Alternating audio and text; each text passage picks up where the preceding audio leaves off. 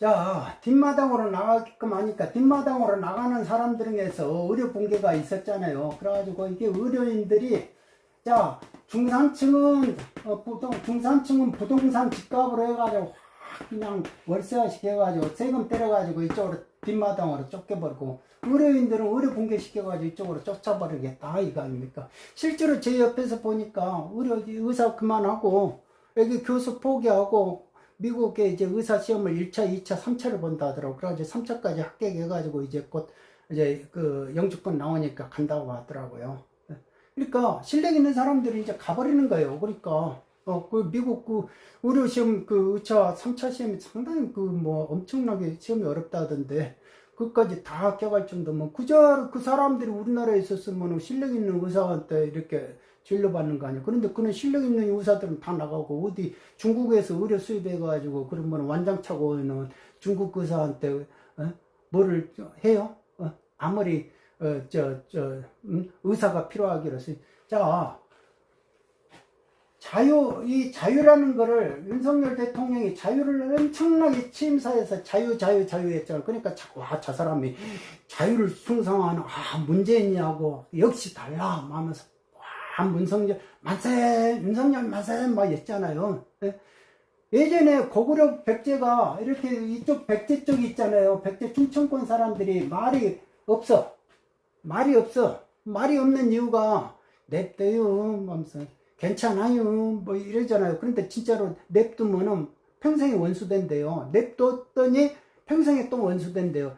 그런다고 냅둬요 뭐 이런 식으로. 그러니까 이 사람들이 백제 충청권 사람들이 그렇게 내심의 의사를 말을 안 하는 이유가 고구려가 한번 쳐들어왔지, 신라가 쳐들어왔지, 백제가 있었지. 그러니까 삼국에서 갑자기 고구려 만세했는데 신라고, 신라 만세했더니 고구려고 그런다 이거예요. 그러니까 그런 일을 겪다 보니까 내심의 의사를 이렇게 말을 안 한다는 거 아닙니까? 그런데 이 자유를 말하니까 와 이렇게 했는데 정권이 바꿔지는 이유가 뭐예요? 그러니까 자유를 억누르려고 하니까 바꿔자라 해가지고 바꾼 거 아니에요. 그런데 이 자유를 하니까 제대로 된 대통령 만나는 것 같다 했는데 자유를 무슨 자유? 이거는 형식이지. 우리가 세금에서 형식과 실질이라고 그래요. 형식과 실질. 이게 형식은 바지 사장이고 실질은 뒤 리모컨 돌린 사람 따로 있더라 이거예요. 이 사람이 그 윤석열 대통령의 자유를 강조하고 자유를 체득한 사람이라면은 의료가 이렇게 하면 안 되죠. 그러니까 하나를 보면 열을 안다고. 그러니까 이게 체득하지 않고 그야말로 형식에 불과했다는 것이 저절로 나오잖아요. 자 이렇게 보면은 수요와 공급이 일치하는 데에서 가격이 형성된다 이겁니다. 이 가격이 형성되는 거 이게 시장 경제예요. 시장 경제고 이게 국가가 나서가지고 계획경제 하는 게 아니고 저번에 제가 말한 것처럼 국가가 나서가지고 국가를 다 돌리려고 하는 게 아니다. 정부 돌리는 그 수요에 맞춘 그 비용이나 하는 게 예산이다 이겁니다. 그런데 국가 전체를 다 돌리려고 해. 지방 종부세를 다 걷어가지고 지방에다 던져줘요. 원래가 그 자기가 낸 그 세금은 그 자기 지역을 위해서 써야 되는 거예요. 그러니까 거기서 열심히 일을 하고 뭐 그런 거. 근데 종부세를 다 걷어가지고 지방에다 국가가 일방적으로 지 마음대로 뿌려준다는 거 아니에요. 그러니까 그게 지방 분권화를 위해서 하나의 포석이 있겠구나. 제가 그런 생각이 들더라니까. 종부세를 왜 지방에다 뿌려줘요? 그리고 우리나라 같은 경우는 지방자치가 필요한 나라가 아니고, 근데 지방 분권화를 위한 포석으로 종부세를 핵심적으로 도입할 수밖에 없었겠구나. 그러니까 앞으로 지금 이재명 민주당이 이렇게 보면은 이제 종부세를 가지고 다시 또 덤벼들겠구나 이런 생각이 드는 거예요. 그러니까 부동산 같은 경우도 이제 다주택자는 이제 곡소리 나겠구나. 그런데 다주택이 안 돼가지고 지금 대응하려고 팔려고 해도 안 팔린다는 거 아닙니까? 그러니까 아이고 이거 얼른 이민 가야 되는데 이민 가면 어떻게 되면 이민만 가면 돼요? 부동산 얘기 국내에 있는데. 그러니까 그게 쉬운 일이 아니에요.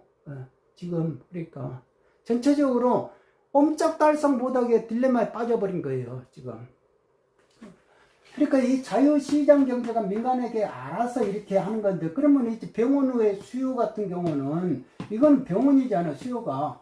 이 공급은 대학이에요.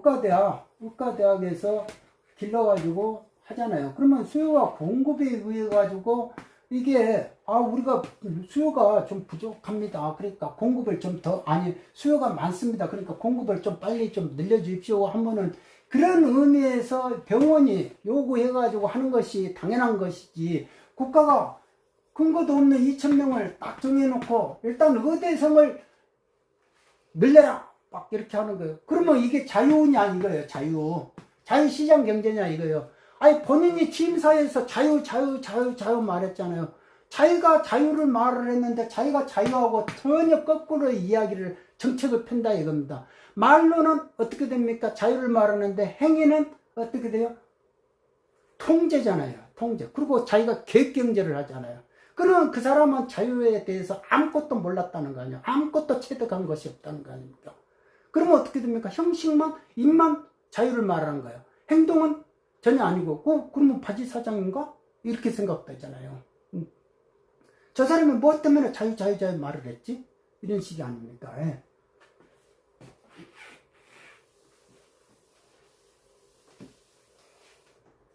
근데 지금 해놓고 나서, 뽑아놓고 나서, 저 곡소리 나는 거예요.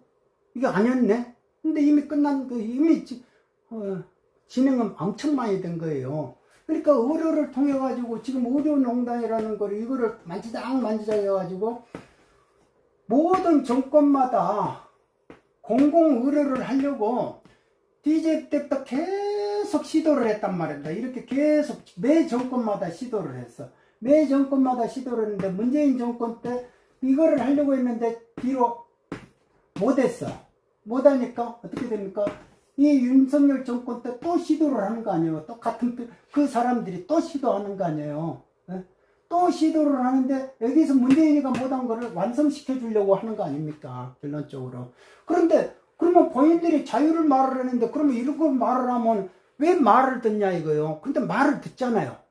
누구의 말인지를 모르겠지만, 누구의 말을 의해서 들어야 되는지를 모르는데, 말을 들어서 완성을 시키려고 하잖아, 공공의료를. 그러면 그 사람이 자유냐? 아니잖아요. 자유가 아니잖아요.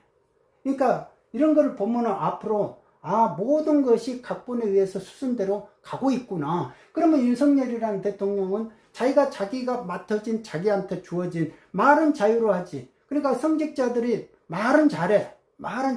마음이야 일체유심적. 말은 잘해. 그러면 그 공적시색이야. 색적시군 그게 뭔데요? 본인이 한번 본인의 체험으로 한번 이야기 좀 해주십시오. 그러면 공적시색, 그냥 묻지 마, 따지지 마. 이러잖아요. 결국은 이게 공공의료가 해가지고, 그 다음에 어떻게 됩니까? 여당의 다수당이, 아니, 지금 여당의 다수당이 된 게 아니라 야당의 다수당 돼버렸잖아요. 조국 당일 만들어져 버렸잖아요. 이 200만 표가 자기들이 왜 계산을 못해요? 200만 표가 이탈이 된다는 거를 왜 계산을 못합니까? 왜 선거 직전에 딱 그거를 합니까? 그러니까 다 이런 걸 보면은 각본이 다 짜여져 있다 라고 이렇게 생각 안 할 수가 없다 이겁니다. 아직도 미련을 가지고 뭐를 하고 그럴 필요는 없다. 이제 각본대로 다 가고 있고, 앞마당에서 쫓겨났는데도 뭐 그거를 지금 와가지고 미련을 갖고 그러냐 이거예요. 그러니까 이제 그거를 미련을 딱 버리고 나서, 저 사람의 그 다음 수순이 어떻게 되구나, 이 수순이 어떻게 되겠구나. 그럼 그 다음 수순은 결국은 개헌이에요. 개헌의 앞마당으로 물꼬를 터주고 본인은 뒤로 빠지든지 아니면 연기를 채우든지, 하여간에 그 역할까지 하는 게 그 사람에게 주어진 임무였다 라고 생각하면 되는 거예요.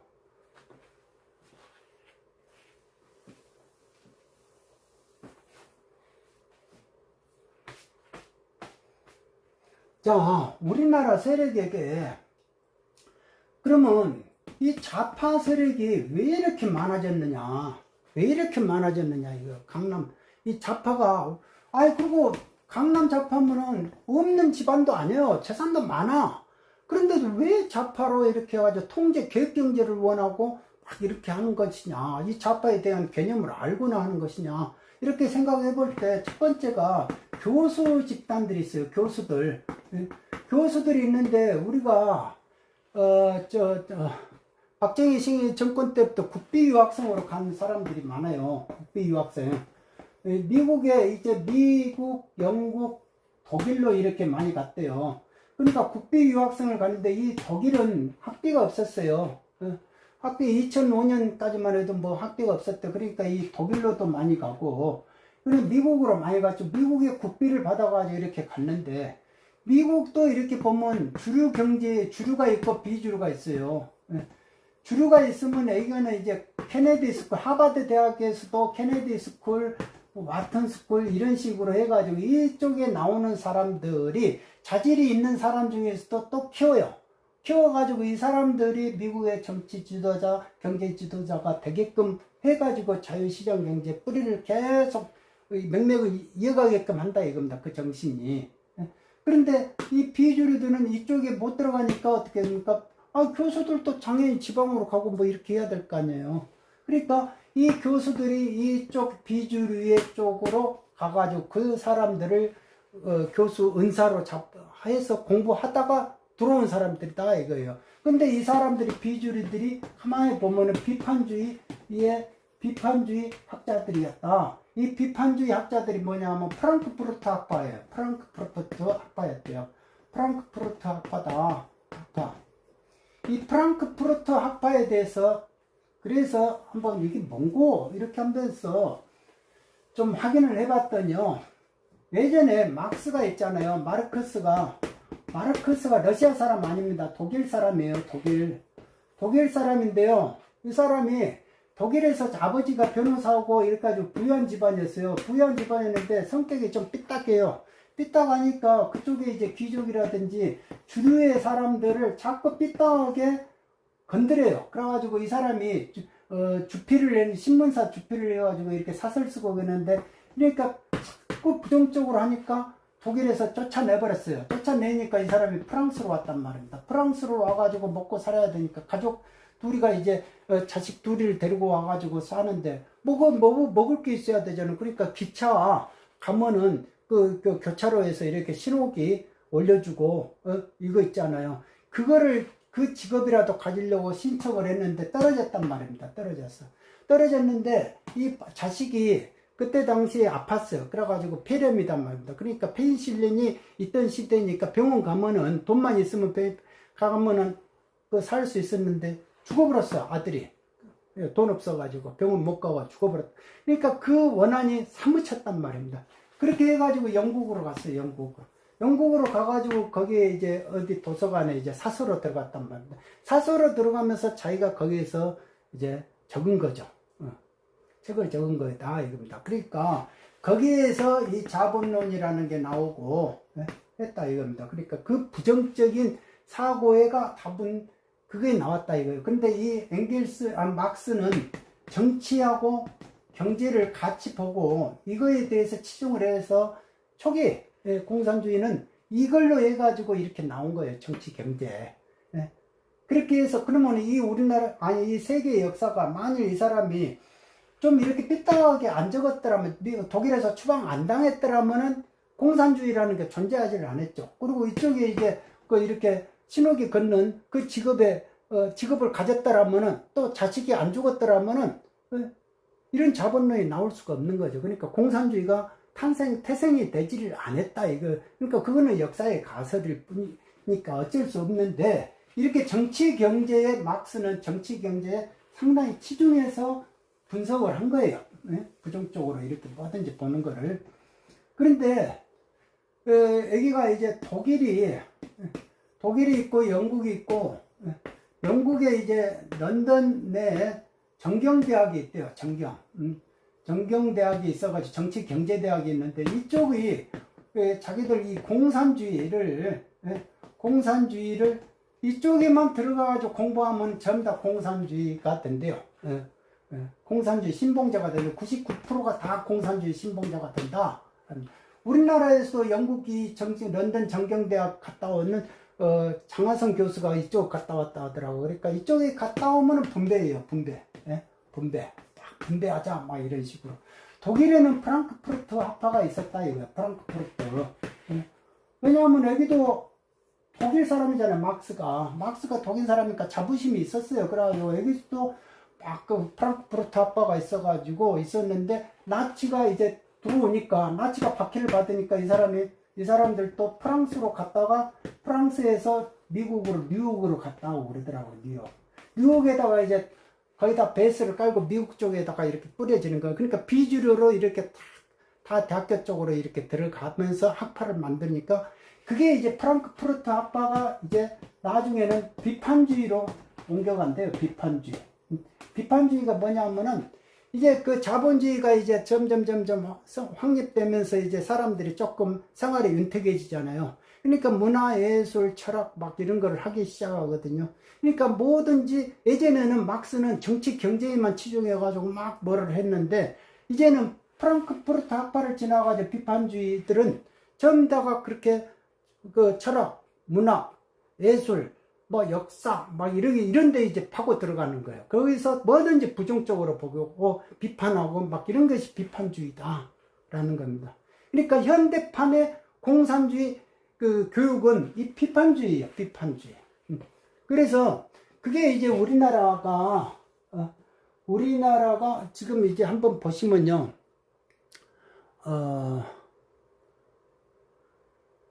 이겁니까? 한번 보시면, 자, 이게 청소년을 위한 서양 철학사 해가지고 꼭 봐야 될, 우리 그 학생들이 꼭 봐야 될 책이 위대한 거부 비판 이론이래요. 독일 프랑크푸르트 대학의 사회연구소를 중심으로 형성된 비판 이론, 프랑크푸르트. 이게 이제 이런 교육을 우리 학생들이, 우리 자식들이 받고 있다라는 겁니다. 이런 거를 받고 있어요. 그러니까 아버지가 너 뭐 요즘 뭐 하노? 그러면은 비판 이론을 공부하고 있습니다. 그래가지고 레포트 쓰고 어휴 우리 자식 저렇까지 해? 어휴 똑똑하다. 공부 열심히 해. 그러니까 공산주의 공부 더 열심히 해라. 뭐 이 말이에요. 그러니까 모르는 거예요. 부모는 지금 현재 이렇게 되어가고 있다는 것을 모르는 겁니다. 공산주의 철학 배우고 있어. 그럼 이놈의 자식 그런 걸 왜 배워? 막 이렇게 할 사람도 비판주의 철학을 제가 지금 배우고 있습니다. 이거 똑똑하다 이렇게 된다는 거 아니야.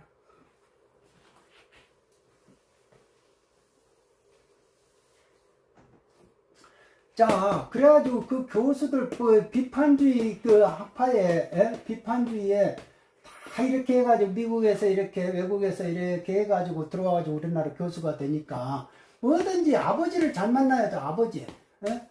학교에서는 교수를 잘 만나야 되고 절집에서는 은사 스님을 잘 만나야 돼. 재력 있는 은사 스님이 힘 있는 은사 스님을 만나야 중생활도 편한 거예요. 그 다음에 세상에서는 돈 많은 아버지 만나야 세상살이 편하잖아요. 마찬가지로 다 아버지 잘 만나야 된다. 그런데 아버지가 이런 아버지 만나면 계속 비판주의에 맨날 비판하는 거야. 비판, 미학, 뭐 해가지고 요즘 막 문학, 예술, 그러니까 글을 쓰는 것도 보면 떡주무르듯이 잘 써요. 그런데 전부 다 따지고 인수분해하면은 긍정이 없고 전부 다 비판이야. 근데 그 비판의 근저에는 뭐냐면 자기 고통의 역사가 있어. 자기 과거.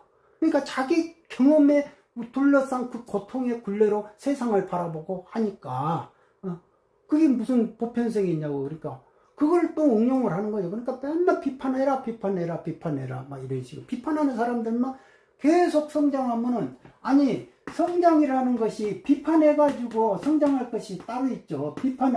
비판해가지고 비판하고 조소하고 조롱하고 맨날 이렇게 해가지고 부정하고 이렇게 해가지고 성장이 되냐 이거예요. 우리가 성장을 하려면은 합리적이고 그 다음에 냉철하고 그 다음에 과학적이어야 돼요. 과학적이고 분석이 적이어야 된다 이거예요. 그러면 이게 과학이에요. 과학적 사고를 하는 것이다. 그러면 이 사람들은 공학이거든요. 공학. 그러니까 결국은 어떻게 됩니까?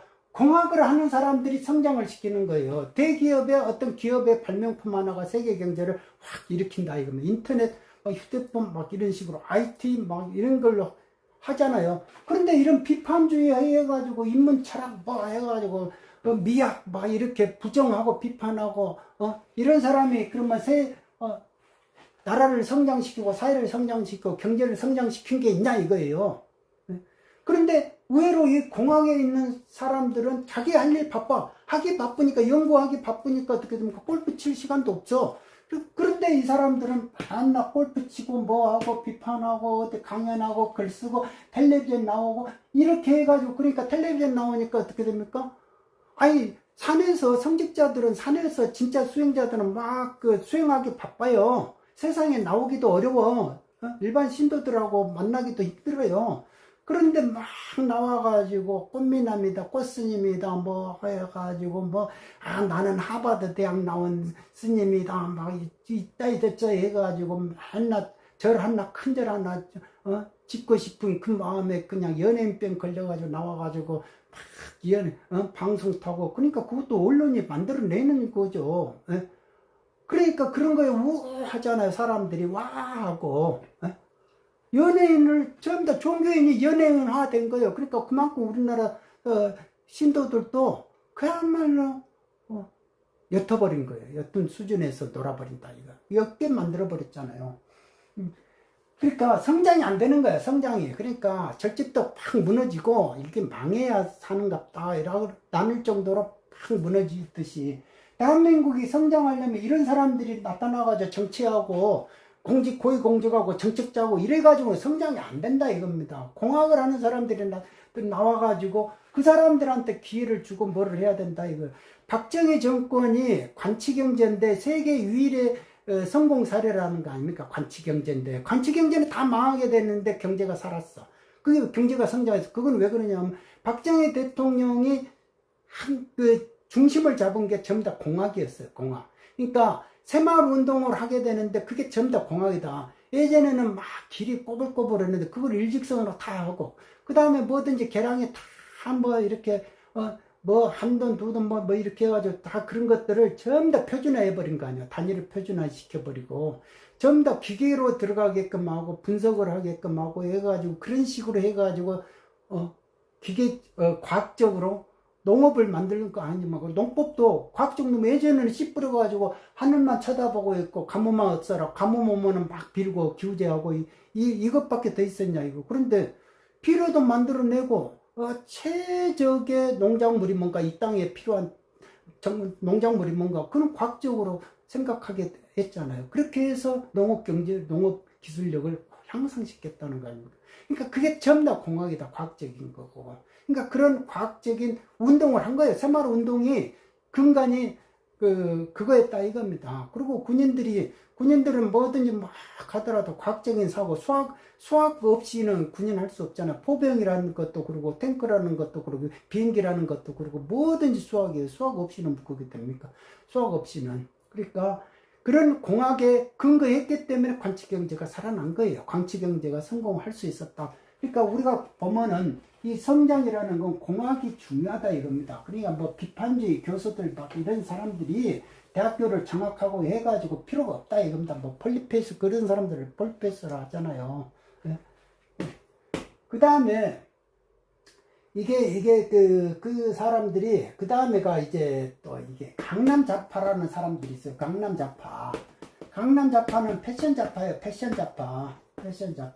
무늬만 자파예요. 그러니까 내가 무슨 막 자파이고 싶어 하는 사람. 자파이고 하는 사람. 막상 자파에 대한 의식하나 교육이나 이런 거는 없어. 그냥 뭐든지 세상이 그렇게 돌아가야지 나 이렇게.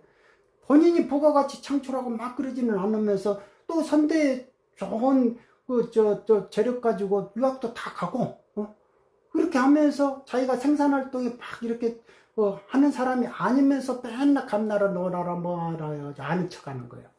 성경 끼고 다니면서 정치인이 성경 끼고 다니면서 막 정치를 논하고 대한민국이 가려면 이렇게 다 음흉한 애들 아니에요. 성직자 복 일부러 얻고 다니고 말해서 무늬만 그럴싸하게 하는 그런 애들이 뭐뭐 하는 척 하는 사람들이다 이겁니다. 순수하지를 않아요. 영혼이 순수하지 않고 목적의식 가진 애들이 다 그렇게 하는 것이다 라는 겁니다. 그러니까 강남 좌파는 패션 좌파예요. 그냥 패션만 그렇게 하고 싶어. 아무것도 없어. 뭐 든 게 없어.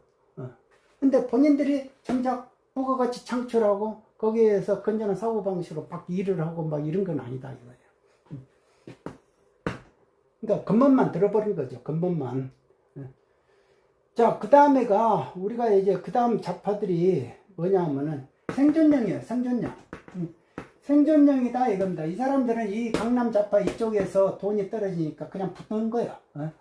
붙어가지고 저쪽에서 돈이 준다더라 그러면 붙는 댓글 부대도 막 그런 거고 또 기고 그러니까 이 사람들은 뭐 이념이고 뭐고 아무것도 없어요. 돈 주는 쪽으로 옮겨갈 뿐이고. 그 다음에가 저 한심한 사람들이 있어요. 채무 의식력. 채무가 있다고 의식하는 순진한 바보들이 있어요. 그러니까 우리 그 90년대 학번들이 있어요. 그래가지고 보면은 자기가 이제 자기는 공부하느라고 데모하는 사람들 데모하고 지들은 인생 청춘을 걸고 데모하고 그랬는데 자기들은 도서관에서 공부만 해가지고 이게 뭔가 빚을 진 거 있다. 그네들한테 내가 빚을 졌다. 역사 현장에 내가 같이 서주질 못하고 막 이런 말을 하는 애들이 있어요. 실제 있습니다. 그러니까 이게 순진한 그래가지고 우리가 빚을 진 것 같다 그네들한테. 그러니까 그네들을 위해 준다. 막 이런 식이에요. 그러니까 이 순진한 바보들이에요. 그래서 내가 어떤 회계법인의 대표가 그런 말을 하기, 야 자식아, 네가 도둑질은 하지 말마. 네가 이게 도둑질하지 말고 정상적으로 살아. 그러면은 돼. 무슨 빚을 졌다고 하냐. 그랬다니까요. 그러니까 이 순진한 바보들이 이런 식으로 좌파가 형성이 된다 이럽니다. 앞마당에 들어가는 사람들은 따로 있는데 이 사람들이 베이스를 이렇게 또 깔아줘요. 우 하면서. 그러니까 이게 자 이렇게 해서 우리가 좌파들이 형성이 되고 우리나라 좌파들의 뿌리들을 한번 찾아본 겁니다. 뿌리들을 찾아보고 이 사람들에 의해서 의식이 내려와요. 그러니까 강남 좌파는 자식들이 부모 하는 것 보면서 맨날 또 자식들한테도 좌파가 되는 겁니다. 그러니까 무슨 일이 있으면 탄핵의 현장에 자식들 유모차 태우고 그 어릴 때부터 데리고 다니고 손잡고 데리고 다니면서 역사의 현장을 봐라 뭐 이런 식으로 그렇게 하는 거죠. 그러니까 유전이 되는 거예요. 그게 자식한테도 유전이 되고 안 변합니다. 그렇게. 자 이제 마지막으로 우리가 안보 얘기 한 번만 하고 지금 현재 우리 안보 얘기는 계속 고점으로 올라가요. 어제 뭡니까 풍선 고무풍선으로 이렇게 해서 저도 사진 봤는데 이렇게 생겼더라고. 이렇게 생겨가지고 여기다가 이렇게 묻어가지고 이렇게 여기다가 똥하고 쓰레기하고 이런 거를 담아가지고 뿌렸대요. 이게 250개가 발견됐답니다. 지금 현재. 그러니까 우리가 이렇게 있으면은 이렇게 있으면 이쪽 사리원 쪽에서 이렇게 뿌렸대요. 뿌리면서 뿌렸기 때문에 이게 이렇게 간답니다. 이렇게 부채꼴로 이렇게 갔다 이거예요. 부채꼴로. 그러니까 다 이쪽에서도 발견되고 이쪽에도 발견되고 이쪽에도 발견되고 이쪽 이렇게 다 발견됐다 이겁니다. 그런데 중요한 거는 여기가 김포구 인천이에요. 그러면은 만일 이 김포 쪽으로 우리가 모든 비행기가 이렇게 다 갑니다. 이렇게 다 이쪽으로 가요. 이쪽으로. 그러면 이쪽에서 고무풍선이 오면은 그 새 한 마리에 엔진이 들어가 버리면 어떻게 하면 비행기 추락돼 버리잖아. 이 고무풍선에 엔진하고 딱 돼버리면 비행기 추락이에요. 근데 얘네들도 그거를 알았는가? 밤 11시 이후면 김포 쪽에는 비행장에는 비행기가 못 떠요. 못 뜨고 착륙도 못 하고. 그러니까 인천으로밖에 못 가요. 그러니까 그거를 알고 애들이 11시 이후에 뿌렸다는 거 아니에요. 그런데 이게 똥이다 이거예요. 똥이고 쓰레기고. 아니 도대체 이걸 뭐 때문에 뿌렸냐? 라고 하면은 김정은이 히스테리다 이겁니다. 지금 막. 미국 그 멱살 잡고 이 자식아 니 한번 해볼래 막 이런 식으로 하는 거예요. 이게 무슨 세파트가 달라들면은 뭐 무섭기라도 하는데 이게 무슨 뭐 조그만 강아지가 이 으르릉 하고 왔으니까 미국 입장에서는 이거를 이렇게 어떻게 때려야 되나 막 고민하는 거 아니에요, 지금이. 그러니까 지금 이 충돌의 분위기는 물러설 수 없대요. 중국이 지금 대만을 침공을 해야만이 자기가 그 서방 세계에 그 대항을 하는데, 그러면 내가 잘못 생각했다, 나 대만 침공 안 할란다, 이렇게 할 수 있냐 이거. 러시아가 우크라이나 침공을 했는데 내가 잘못 생각했다, 우크라이나에서 철수할래, 이게 할 수 있냐. 북한이 지금 미사일 계속 쏘고 있는데 중국하고 북한한테 러시아한테 받은 거 조립해가지고 팡팡팡팡 쏘고 있는데 내가 생각해보니까 잘못했어, 그러니까 내가 물를래, 이렇게 할 수 있겠냐 이거. 그럼 미국은 아이고 이쪽 그냥 동북아 그쪽에 보면은 너무 피곤하고 내 돈만 많이 들어가니까 난 발 빼버리려는데 너희들께 알아서 해라, 이렇게 할 수 있냐 이거. 그럼 못하잖아. 그러니까 거기서 부딪힐 수밖에 없다 이거. 부딪히는 거는 100% 확실하다, 확실하다라고 그래요. 그런데 확실히 부딪히면 전쟁이다 라는 겁니다. 전쟁. 근데 그 전쟁을 어떤 방법으로 할 것이냐 라고 할 때, 자, 이게 비온비래요. 비온비 폭격기래요. 이게 제일 무서워한대요, 이게 비온비 폭격기를. 왜냐하면 이거는 핵을 대신 싫지는 않지만 이게 가가지고 그냥 뿌려버린다 이겁니다. 몰래 가가지고 샥 폭탄 뿌려버린대요. 그러니까 이게 지금 괌에 와 있다 이겁니다. 그러니까 지금 미국 입장에서는 대통령 제가만 남았다고 그래요. 대통령 제가만. 그러니까 중국이 대만을 먼저 칠 것이냐, 미국이 북한을 먼저 칠 것이냐, 누가 선제 공격을 할 것이냐, 지금 그것만 남았다 이겁니다. 미국은 대통령이 오케이만 하면은 막바로 쳐버릴 모든 준비가 다 돼 있다. 그리고 일본에 여객기가 도착했다 이거예요. 여객기.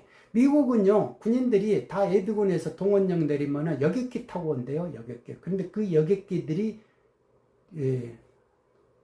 온 거를 확인했다는 거 아닙니까? 그러니까 국방 전문 방송 전문 채널이 이한 방송을 보시면은 그 여객기 온 사진이 보이더라고요. 그러니까 모든 전쟁 물자가 미리 수송기를 타고 다 와 있고, 그리고 그게 이제 각 주마다 주방위군이 있는데 주방위군의 마크가 달린 비행기들이 다 일본에 와 있고, 그 다음에 여객기까지 왔으니까 이제 전투는 준비가 완료됐다라는 거 아닙니까? 그리고 항공모함이 계속 여기 떠 있고 구축함이 각 나라마다 떠 있고, 그러니까 지금 일촉즉발이다라는 겁니다. 그런데 이때 히스테리를 부린 거다 이겁니다. 김정은 입장에서. 그런데 이게 똥을 보내는 게 이게 상당히 의미가 깊대요. 이게 탄저균이 가장 많이 가지고 있는 게 북한이래요. 그리고 이 생물학 무기 중에서 가장 강력한 게 탄저균이래요. 문재인 정권 시절에 탄저균 백신 주사를 백신을 수입한 적이 있어요. 구입해가지고 왜 너희들만 맞니? 막 이렇게 했는데 막 우리가 무슨 맞은 적이 어딨어 하면서 막 가짜 뉴스야 막 이렇게 했다는 거 아닙니까? 탄저균 백신을 왜 구입해요? 그러니까 언제든지 북한이 이렇게 해가지고 똥에다 묻혀가지고 탄저균을 뿌려버린다 이거 아닙니까? 뿌려버린다. 그러니까 똥이 필요한 이유가 탄저균을 똥에다 집어넣으면 탄저균이 오래 산대요. 오래 산대요. 그러니까 그 똥 만지다가 이렇게 하면 바이러스 요만한 거, 뭐 코로나 바이러스 요만한 것 가지고 막 전 세계에 퍼져버리듯이. 그러니까 이 탄저균이 우리나라에 퍼져버린다 이거 아닙니까? 그리고 여기다가 자폭장치를 달려놨대요. 자폭장치. 자폭장치는 그 바꿔 말하면 기폭장치래요. 그러니까 리모컨 스위치를 탁 누르면은 빵 터지는 거예요. 그러면 우리 대한민국 곳곳에 이게 풍선이 터지면은 이 탄저균이 똥에 묻어있는 것들이 팍 터지는 거 아닙니까? 생물학 무기가 된다 이겁니다. 그러니까 그거를 너희들 봐라. 나 이렇게 해버릴 수 있어? 이렇게 하는 거 아니에요. 그러니까 어떻게 보면은 과시하겠다 이거 아니에요. 그러니까 멱살 잡고 너 나 때리려고 해봐 이런 식으로 분석하더라 이겁니다. 그러니까 이게 상당히 위험한 것이다. 위험한 물건. 그러니까 지금 이게 250개가 발견됐다 한다는 거는 이게 그 고도가 고고도래요. 그러니까 8,000km 이상에서 기구를 하면은 그 이렇게 큰 열기구 같은 거를 그렇게 예전에 열기구가 떴대요. 그래가지고 동해로 나가버렸다 하더라고. 그러니까 그런 거를 레이더를 못 잡는데요. 그러니까 우리가 레이더가 전다가 이렇게 미사일을 쏘다가 이렇게 떨어질 때 그 떨어지는 시점에서 잡는 거니까 중거리 뭐 단거리 그 레이더만 있지 고고도 레이더는 없대요. 그게 운영하기가 진짜 어렵고 힘들대요. 돈도 많이 들고. 그러니까 그거를 높이 올라간 거는 못 잡는다. 그러니까 그게 미국까지 간 거 아닙니까? 중국이 쏜 게, 중국이 날려버린 게. 그러니까 얼마든지 이런 식으로 너희들 완전히 해버릴 수 있어. 미사일도 있고 이런 것도 생발한 무기도 있어. 조심해. 막 이런 식으로 지금 김정은이가 히스테리 한다는 거야. 그러니까 이걸 보고 가만히 있냐 이거죠. 이걸 보고 가만히 있어야 되느냐. 우리나라는 멀뚱멀뚱해가지고 NSC 미사일 쏴도 도대체 뭐 했는지, 대통령이 뭐 했는지 NSC도 참석을 안 하고 회의도 안 하고 도대체 그날 무슨 일이 있었는지 그러잖아요. 그게 뭐 별거 아니다고 생각을 하는 사람인지 그 참 이해하기 힘든 사람이에요. 자유를 말하면서 정작 하는 행위는 자유를 엇박는 거고 국가안전보장을 말을 하면서도 해야 될 일을 안 하고 한미동맹을 강조하면서도 미국으로부터 신뢰를 못 받고 신의가 없다고 일본으로부터 신의가 없다고 G7에는 불러가지도 못하고 G7은 6월 7일 날 회의 안 돼요. 그러면은 그때 이미 이제 지금 이제 예비 회의가 있는데 주제가 그 중국을 세계 공급망으로부터 배제시키는 거. 그거는 이제 확정이 돼가지고 그거를 국가끼리 물밑 딱 이렇게 하는 거 아닙니까? 그러니까 지금 안보 얘기는 이런 식으로 막 그걸 달려가고 있다. 충돌의 위험으로 달려가고 있다 이겁니다. 그러니까 6월 7일 G7 이후를 지켜봐야 된다라는 겁니다. 6월 7일 이후에는 뭔가가 행동이 이제 나올 것이다 라는 겁니다. 그렇게 되면 안보 위기로 통해 가지고 우리가 스스로가 내부의 자정 세력을 어떻게 할 방법이 없지만은 북한 정권이 무너지면 그쪽에서 성시백 같은 그 사람들의 명단이 내려올지도 모르죠. 누가 간첩인지 누가 뭐 했는지 알 수 있는 거예요. 근데 그런 것도 여행인 것 같아도 이렇게 알고 이렇게 대처하면은 알 수 있다는 거 아닙니까? 우리나라에 모든 스파이들이 다 들어와 있어요. 모든 스파이들이. 그러니까 우리나라가 지금 스파이 공화국의 현장이다. 총 결집체다라는 겁니다. 그러니까 어마어마하게 이 면에서 정보 활동들이 지금 막 수없이 이루어지고 있다라는 겁니다. 자, 여기까지 말씀드리고 대한민국의 현실을 한번 말씀해 봤습니다. 그리고 세금으로 지금 막 이렇게 뒷마당으로 앞마당에 있는 사람들 전부 다 뒷마당으로 쫓아버리고 있는 형국이 아닌가 저는 그런 생각이 들어보고요. 뒷마당에 있는 사람들이 정치 문제 아무리 언론에서 말하는 정치 문제 리시버 꽂고 등산하면서 아무리 10시간 들어보십시오. 그 각본 속에서 놀아난다니까요. 그러니까 그런 부분을 꼭 한번 생각을 해보시기 바랍니다. 송복영님, 오늘 강의 너무 재밌습니다. 자유한국님, 모사드, CIA, 모사드, 수도로가지요. 신눌러님, 문성열임을 확실히 증명합니다. 솔심님, 들어오셨고, 파크피님, 무섭네요. 정치판이 개판인 것도 있지만, 사법부가 더 문제입니다. 그러니까 지금 그 브라질 룰라 있잖아요. 브라질하고 제가 이렇게 좀 연결하는 부분 라인이 있는데, 제가 그동안에 이제 그 브라질 이렇게 룰라가 이렇게 집권하는 과정을 이렇게 계속 이렇게, 봤는데요. 우리나라하고 거의 엇비슷합니다. 거의 엇비슷하고, 거기서 룰라가 그 많은 부패한 돈을 외국으로 빼돌리고 그런 거를 다 했는데도 대법원에서, 그러니까 우리나라 대법원격인, 그쪽에서 연방대법원에서 그 연방대법원장 격인 그 사람이 바꿔버린 거예요. 룰라를 사면을 시켜버린 거 아닙니까? 그러면서 룰라가 다시 정치로 대통령 후보로 나오게 되고, 나와가지고 지금은 표현의 자유가 있냐? 그러니까 표현의 자유가 없다. 그리고 룰라가 그 태어난 곳이 북동부래요. 브라질은 동서남북으로 서로가 싸움하거든요. 그런데 북동부에서 태어났는데 거기가 제일 가난하대요. 옛날엔 제일 잘 살았는데 제일 가난하대요. 그런데도 룰라가 거기서 대통령이 됐는데도, 여러 번 됐는데도 거기를 발전을 안 시켜. 계속 가난해. 왜?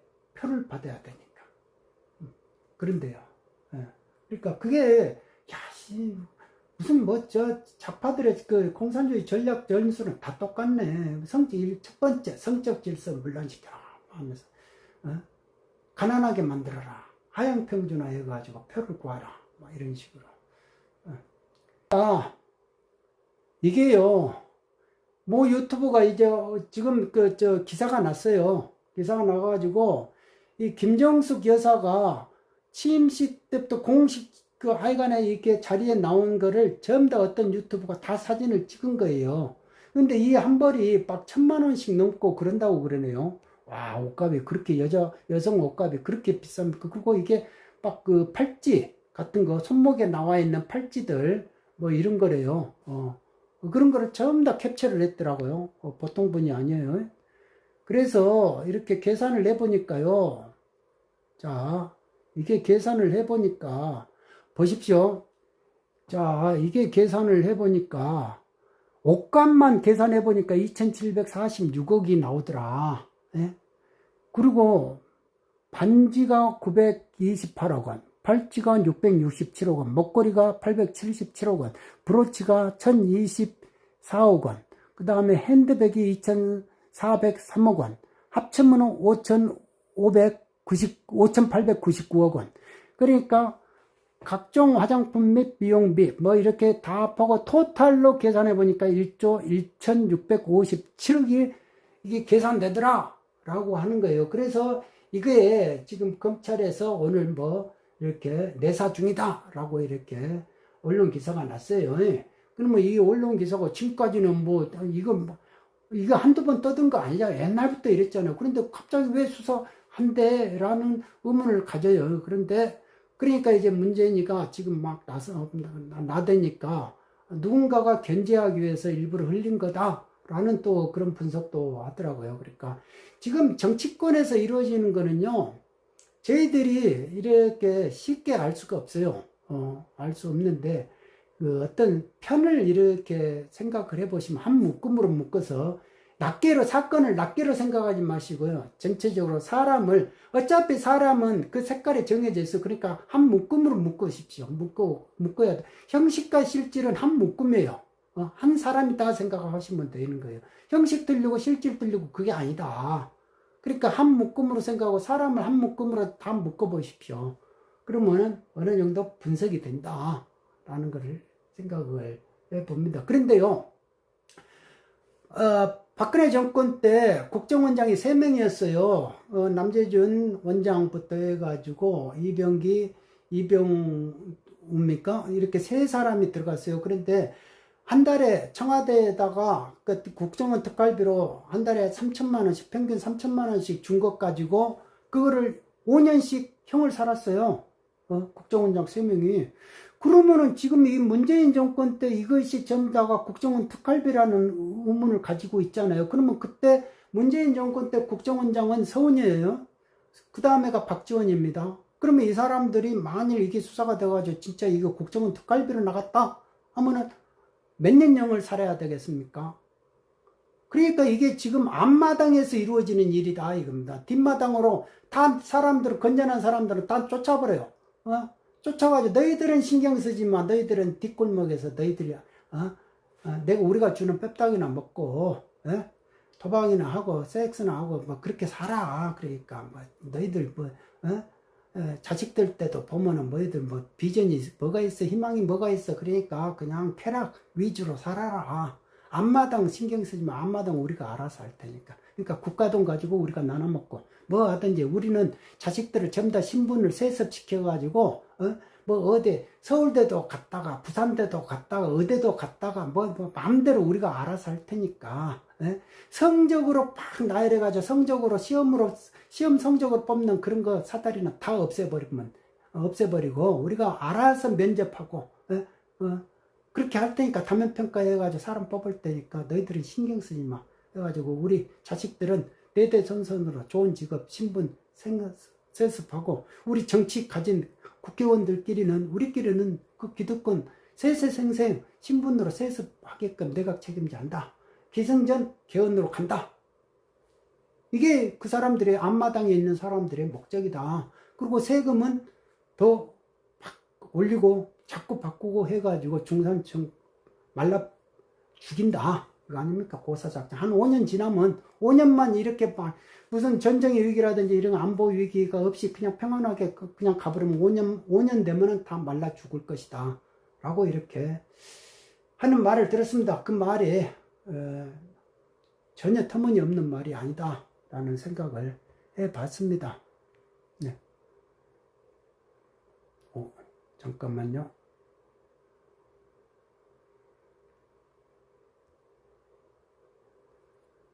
자, 여기서 마치겠습니다. 오늘 1시간 39분이나 했네요.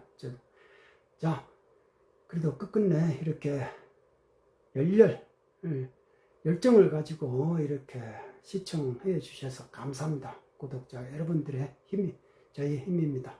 감사합니다. 저희들이 그래도 알고나 당하고 뭐라도 진단이라도 할 줄 알아야 되는 거 아닙니까? 분석이라도 제대로 좀 알고나 내 병이 뭔지 원인이라도 알아야 될 거 아닙니까? 내가 그런다고 가지고 웃어가니까 해결은 못하지만은 원인이라도 무슨 병인지는 알아야 될 거면 이 병이 뭐 때문에 왔는지 그 정도는 알아야 되는 거 아닙니까? 그런 의미에서 저희 지식을 총동원해 봤습니다. 자, 오늘은 대한민국 종합진찰 1편 나눠서 해보겠습니다. 자, 부제로 좌파들의 세금 정책 좀 흉측하죠. 저는 그렇게 생각합니다. 그러니까 저를 보고 비판주의라면 나는 좌파들의 그 행태들을 비판한다 라는 겁니다. 그거는 우리가 제정신으로 할 수 있는 거는 아니다 이겁니다. 아주 흉측합니다. 제정신을 가진 사람들은 지혜를 가지고 이런 사람들은 부정을 긍정으로 보는 것이지 그리고 통제를 하지를 않아요. 왜? 자유가 본인이 자유를 느끼는데 굴레로부터 벗어났는데 그 자유를 거기서 느낀단 말이에요. 근데 어떻게 남을 굴레를 만들고 내가 그걸 말 안 듣는다고 통제를 하고 그럽니까? 그거는 아니죠. 그 사람들은 자유를 모르는 사람들이 자유를 말하는.